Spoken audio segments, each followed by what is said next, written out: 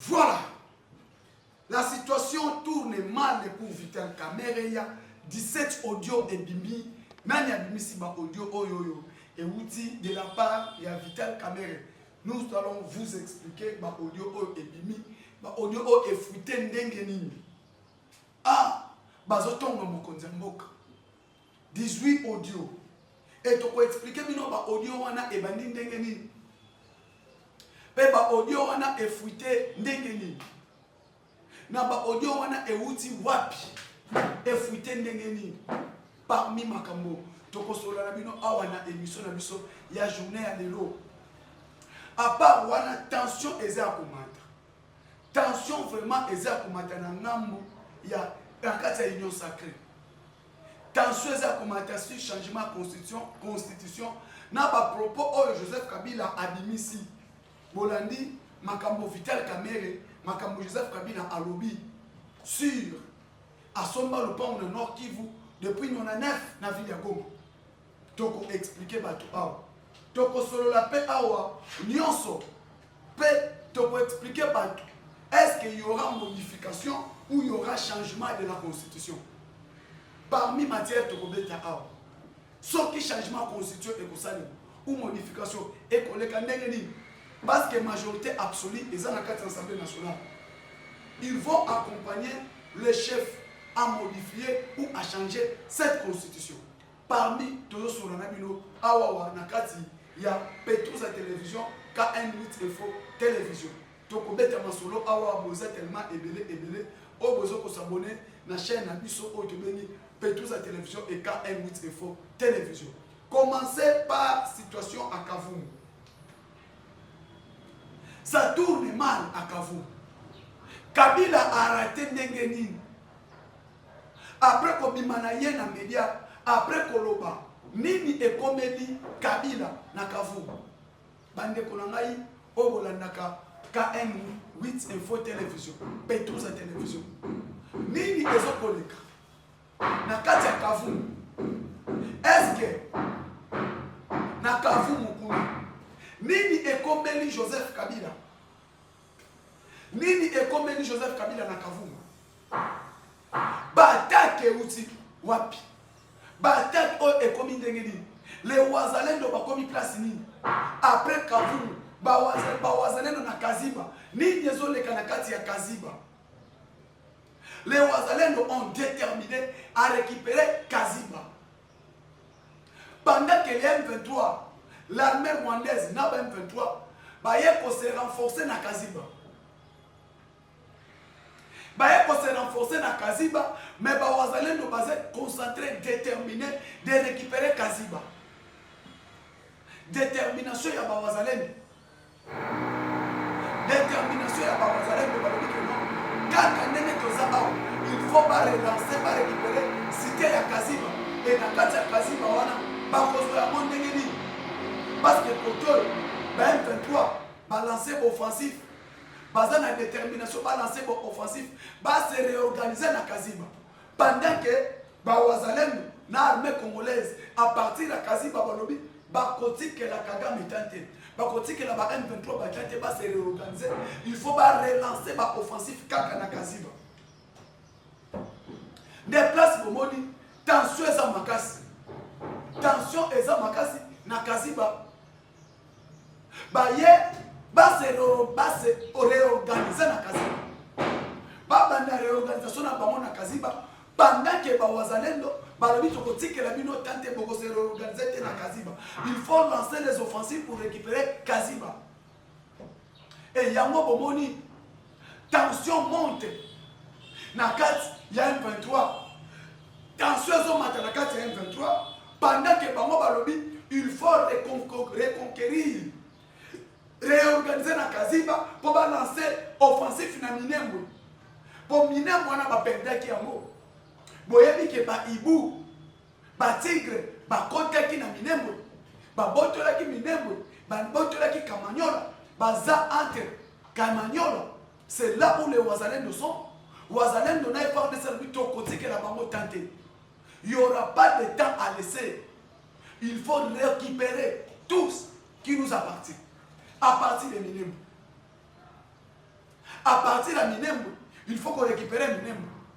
Na yango bomoni bana mboka bandeko na ngai les wazalendo oh va se préparer balobi il faut lancer l'offensive sur toutes les lignes de front na ba wazalendo na FARDC balobi ba offensive faut lancer dans toutes les lignes de front.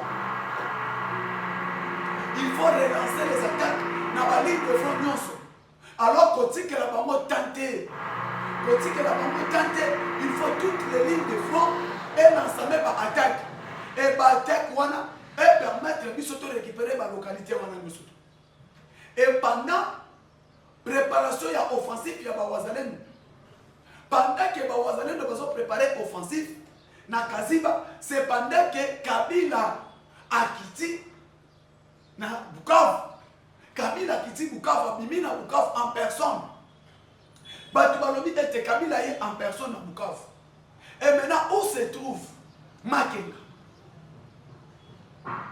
Tu ne trouves pas ex-Makenga Zawapi. Parce que Makenga tile lo amon na kate. Makenga tile lo amon na kate. Et pendant que certains cadres, il y a un 23 balingi bakima.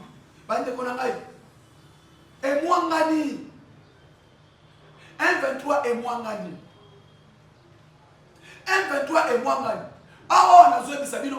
Ba misusu ba cadre FC M23 bazo kokima balingi bakima nini. Balingi bakima nini.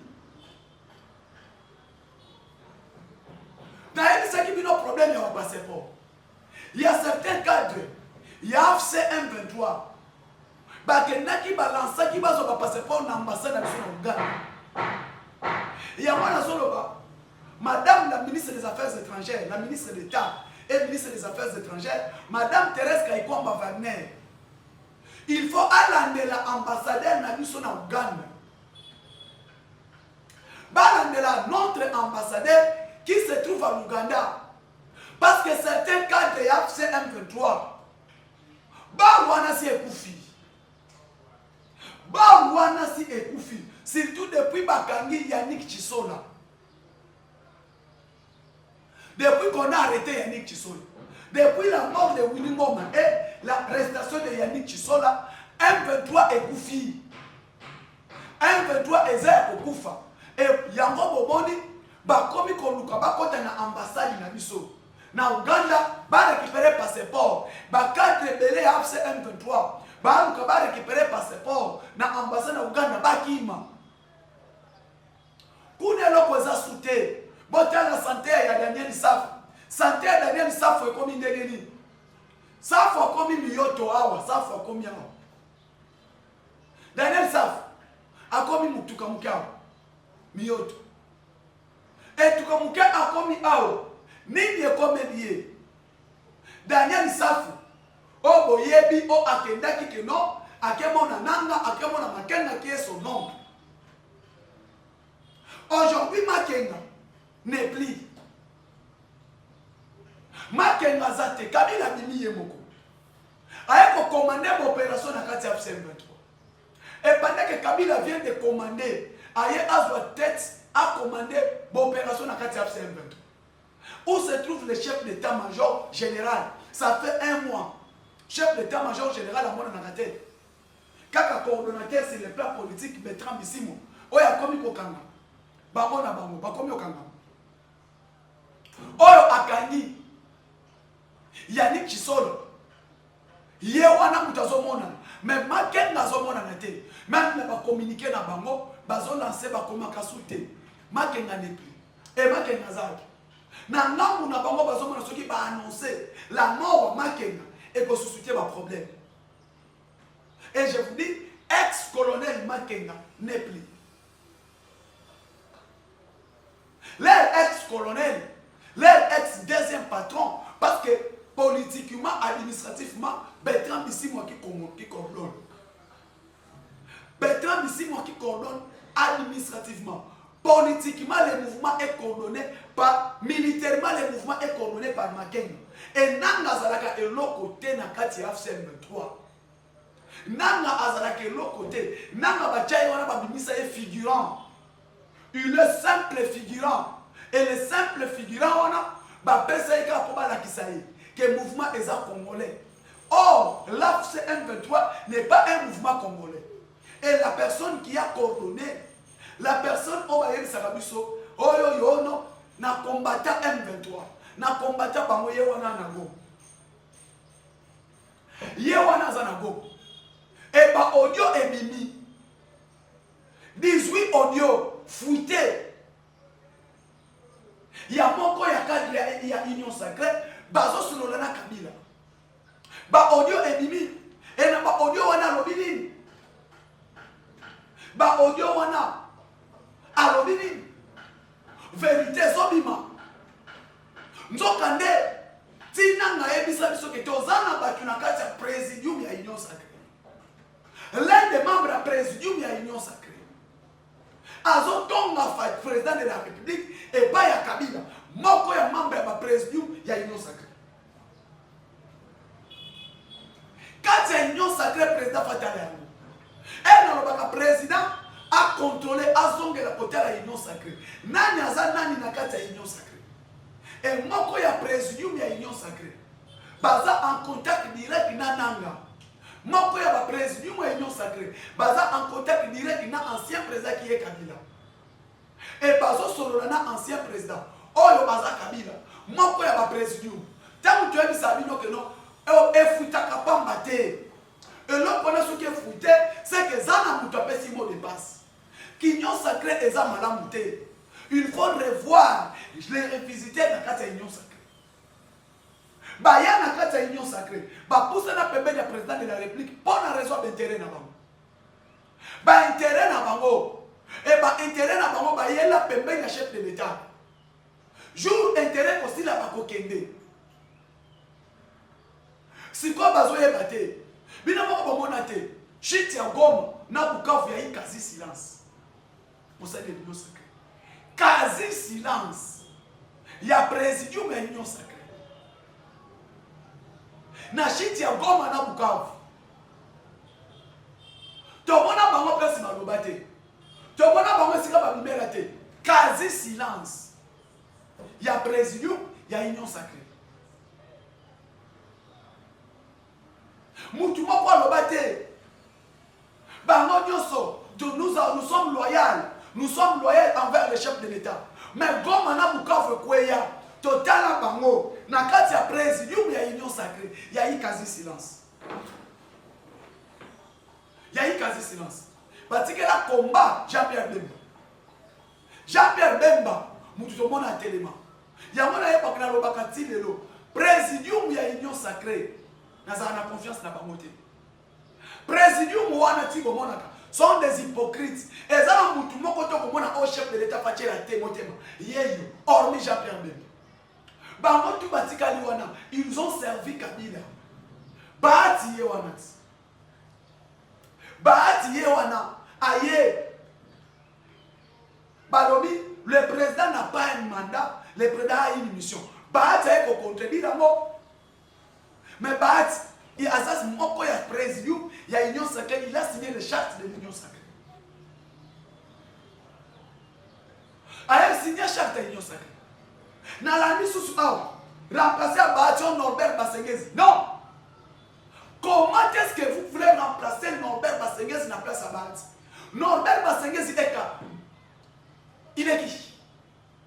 Norbert Basengezi, aza membre na bango. Moko na bango, Norbert Basengezi, aza moko na bango ya bakabiliste. Il était avec Nanga comme vice-président. Il était avec Nanga comme vice-président. Basengezi Norbert Basengezi. Norbert Basengezi, azalaki vice-président na bango. Vice-président ya Corneille Nanga. Et Norbert Basengezi est sanctionné. Tant que sanctionné Nanga, sanctionné Basengezi, non? Et Basengezi a remplacé Bahati Ndengeni. Mieux vaut qu'on donne cette place à Carole Aguito. Au hasard, moko ya regroupement Sama Lukonde. Mais ça ne peut pas se passer. Sama est président, Bazo vice-président, c'est le même regroupement. Bata na kati ya FDCA, ndenge basala ki kamere, basala pe bongo et pas Bahati.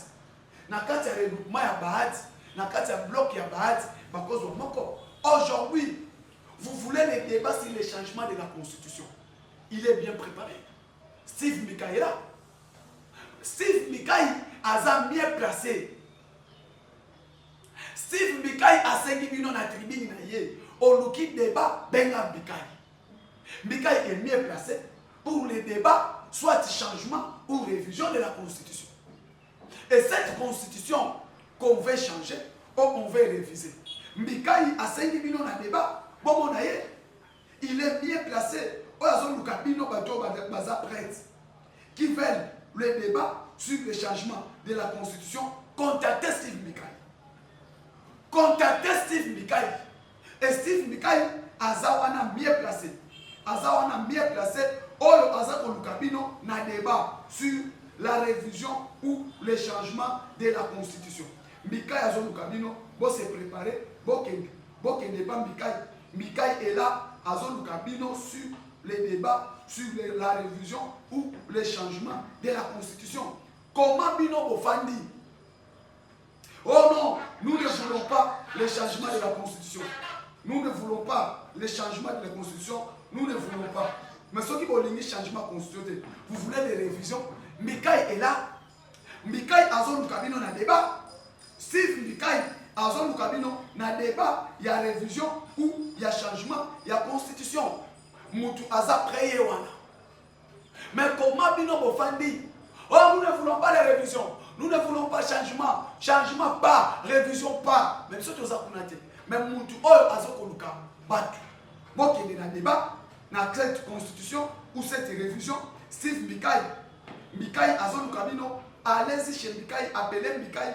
Mikaï est prêt. Il y a parler. Il y a pour réviser ou changement de la Constitution. Nous disons que non, il faut changer la Constitution. Parce que cette Constitution n'a pas été écrite par des Congolais. Cette Constitution n'a pas été écrite par des Congolais. Raison pour laquelle nous voulons cette modification de cette Constitution.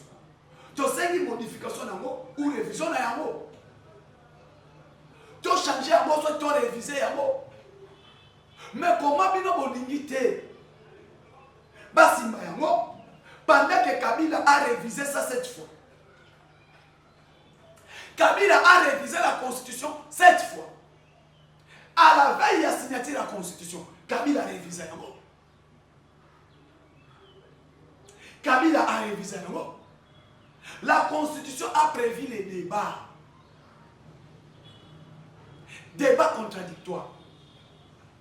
Et ça, les matins, avec Kabila. Débat contradictoire sur la révision ou le changement. Kabila Salakano. À la veille, il y a 5 mois, il y a promulgation de la Constitution. Kabila a dit qu'on violait Yango. Il a modifié la Constitution. Il a violé la Constitution. Kabila, cette Constitution a fait ça comme sur mesure naïe. Vous voyez pas côté. La Constitution a été taillée sur mesure de Kabila. À la veille, après qu'on signe en haut, Kabila a touché la Constitution 7 fois. Et les mots, vous voyez que non, Fachi a signé la Constitution. Amekate, oh, bandi. Amekate, Wana Bango, FCC. Togo, il n'y aura pas la modification, il n'y aura pas le changement de cette constitution. Oyo Bango Bayena. Pendant que lui-même, Joseph Kabila, il a révisé, il a modifié la constitution 7 fois. Et cette constitution a taillé aussi mesure naïe. La constitution a été taillée sur mesure de Joseph Kabila. Dès qu'on a changé, dès qu'on a signé la constitution, après quelques temps, il y a eu révision. A révisé un mot 7 fois dans le Joseph Kabila. Il a révisé la constitution 7 fois. Et les lots, Baya Koye Bisabiso, que Fachi a signé ma constitution. Fachi asimba yango te, a touché constitution te, wana bango, union sacrée nan FCC. FCC, ba yena ba combat na bango, Tshisekedi akoki ko simba constitution te, ne touchez pas à la constitution. Ne touchez pas à la constitution. Kabila a violé yango après 3 mois, il y a promulgation. Élection célébrée en juillet a promulgué la constitution en avril, en février. Élection en juillet 5 mois après promulgation. Et la constitution est promettie à débat contradictoire entre les deux présidents. Entre Bemba et Félix Tshisekedi. Et Kabila. Kamere qui a passé dans RFI. Nous ne voulons pas le vice-président. Les débats entre le vice-président Jean-Pierre Bemba et le président Kabila. Tu as évité un débat. Kamere est là. Pourquoi éviter un débat? Débat est salématé pour nous. Kabila, il a violé la constitution combien de fois? Kabila Tolongwe, deuxième tour, il y a élection et Tshisekedi de salématé pour nous. Deuxième tour, entre Etienne Tshisekedi et Joseph Kabila, élection et salématé. Élection, c'est là qu'il y a 2 tours. Pourquoi Kabila a Kima? Élection et salématé, 2 tours. A Kima, deuxième tour, il y a élection. Il y a Etienne Tshisekedi. Élection qui est dans la tour, Moko. Pour la nuit. Pour la nuit. A touché la constitution. Et les lots, Bazana, leçon à couper sa vie sauter. L'FCC, ils n'ont pas de leçons à nous donner. L'FCC, bah, on a leçon de pays est en guerre, il n'y a pas moyen. Bon, on est aussi battu, car la constitution, le pays est en guerre. Le pays est en guerre en quoi? Le pays est en guerre en quoi? Papa, bon kita, bon mata, bon à la calme, toko touché là. Toko touché là. Bon kita, bon mata, toko touché constitution. On va toucher c'est ça.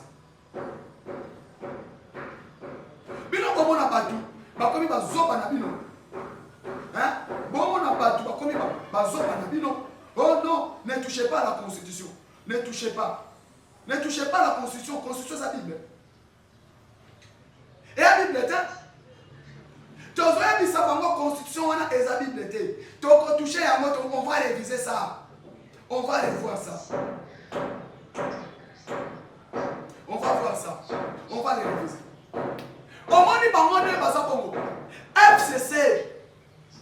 FCC ndenge eza bongo. Bayedi. Bayedi que au moment où tu as ça la makelele boy ata to sali ndenge nini. Le président Tshisekedi va toucher à la constitution. Il faut pas yango que to toucher yango pe to révisiter yango. Et là pour ça la ezate, mutu pa ko bang sabiso azate. Le kolo pe ko kwa yate, l'on appelle ko kwa yate ko tika la ka bongo. Et tika la bongo. Et ko tika la ka bongo. Pourquoi vous avez peur de la révision de la Constitution? Comment vous avez peur du changement ou de révision de la Constitution? Bozo bangani. Soki ke bo eloko ezate, mais bozo banga nini? Bozo banga nini? Pourquoi vous avez peur de la révision ou du changement de la Constitution? Oh non! Bitumbeza na mboka. Bitumbeza na mboka pour aussi ma constitution. Papa, nini? Qui vous a dit? Joseph Kabila a promulgué la constitution en 2006. De 2006 à 2018, il a révisé ça combien de fois? De 2006 à 2018, il a révisé la constitution combien de fois? Nini EPCA il y a 2 ans. Bah, ça dit ça. Nanani moi soyo. Moi c'est pas bien Kanan. Francine Mouyumba. Oh, pendant la guerre, on ne peut pas toucher la constitution. Papa, madame, yo kutoza rwandaise, fanda na yo. Rwandaise yo, Francine Mouyumba, rwandaise. Rwandaise de père et de mère. Tu n'as jamais été congolais. Tu as géré la jeunesse, qu'est-ce que tu as fait? Jeunesse union africaine. Obimela na wapi. Mouyumba oya bimela wapi. Tala batu mususu. Ba ye ba pesio mobali ya congolais, ba pesio nini. tombola kwaka Francine Muyumba au combien bimapé oya pour se comparer au loba. Toi tu peux parler de la situation du Congo. Mais le Congo congolais, il y a congolais. Là où les Congolais peuvent parler, Muyumba toi tu peux parler. Toi tu es congolais. Tu es d'où? Outa Mbokani, papa no outa wapi. Il y a rwandaise non? Rwandaise ou ougandaise, tout le monde comme Muyumba tu fais parler. Muyumba. Nalanda Muyona Nukutu, on se compare à la carré Kwamba Thérèse. Toi, Muyumba. Francine Muyumba, Fandanam. Bon, préparez la bino, comment vous allez rentrer au Rwanda? Le Congo vous a tout donné. Le Congo vous a tout donné. Congo est pessimino beauté, Congo est bonissimo, et pessimino mongo, dans ce qu'on a vu, Congo est pessimino beauté, Congo est pessimino Kagame. Merci, mon père, ça congolais, bonsoir Congo, mon père, ça Kagame. Le Congo vous a tout donné. Et aujourd'hui, Muyumba, toi tu fais parler, on équipe un RFI. Tshisekedi n'ose pas de toucher la constitution. Tala, pardon. Tu es une femme, nous sommes dans Sansa ma maman. Nana bimisa ma père ma kasi pour nayo. Tala Muyumba Mususo. Tu fais parler aussi. Oh, bonjour madame Bokanabino. Rentrez chez vous au Rwanda. Bozonga. Toko simba yango. Et toko yeba nini oyo yoko kosala. On va voir qu'est-ce que vous allez faire pour les Congolais. Vous, les Rwandais que vous êtes. Yo fandi na yo moko. Il fallait fanda na yo. Fallait fanda na yo. Ozoya, otelema, oloba makambo ba Congolais. Francine Muyumba. Pendant que totikali koyeba yo te ouja mboka nini, obimela wapi. Mais oya kotelema, oloba esika ba Congolais baningi baloba. Laissez les autres parler mais pas toi. Parce que tu n'as jamais été Congolais. Awa wezo pena moto. Na kazi bezo pena moto, na walika bezo pena moto. Ba kolo mboka ba bundela mboka ba wazalendo bazakuna. Ba wazalendo bazakuna pendant que président na bino oyo asomba lupango na 99. Pendant asomba villa building na 99 pendant que la République démocratique du Congo 99 tozana bitumba RCD. Goma occupé par les RCD, Bukavu occupé par les RCD. Parti bien na Poeto à Keshitese Poeto. Pendant que ton patron du PPRD, parce que vous tous vous êtes les membres du PPRD. Vous voyez bien Poeto tu ne sais pas, Joseph Kabila, à l'âge de 27 ans, il était général dans l'armée congolaise. 27 ans, général dans l'armée congolaise. Tu as dit à Tangaki Ndengenine, à Zouaka diplôme Ndengenine, pour comme à l'âge de 27 ans général. À l'âge de 29 ans, Kabila est devenu président de la République. À l'âge de 27 ans, général-major, il y a armée à Congo. Alors, Tika, Bofanda, Bokongisa, Bosala Obosalaki. Parce que Congo est pessimino nyonso. Yo et Pessio jeunesse, il y a Union africaine. Il y a Sadek, pardon. Après, Kokomi sénatrice. Kokomi sénatrice, aujourd'hui, vous avez humilié la RDC. Ton patron aujourd'hui est rebelle. Ton patron, Kabila, aujourd'hui, il est rebelle. Rebelle, il y a rebelle. Azana ngamba mbona. Et puis, l'on a mis nos konabino, vous en avez comme vous le Papi Matezo le wana makangi. Dès que doivent cesser, vous tous, même toi, Muyumba, tu es rebelle. Parce que si l'ancien DG de l'OCC est aux arrêts, si dans la maison militaire, on arrête plusieurs traîtres, on va impliquer dans la guerre, et on est en train de nettoyer dans l'appareil. On est en train de nettoyer dans la sécurité du chef de l'État. Tous on nettoie. Tous on nettoie. Bon, mais mon continent aussi à l'autre. Oh non, à la soudanaise. Ah! Bon, mon état, tu as vu que mission ya Kabila et Zalaka ya balkaniser Congo. Kabila avait une mission bien précise. Il avait une mission. Et la mission de Kabila, c'était de balkaniser la RDC. Une mission ya Kabila. Mission au Ayelaki. Mission au Ayelango et mission nango yangoana de balkaniser, de couper la République démocratique du Congo. et boyani na sortie médiatique na rendre Congo ndenge moko na Soudan soumission na ye eza ya kokata ya kobalkaniser bande konangai bo s'abonner bo partager bo aimer bo liker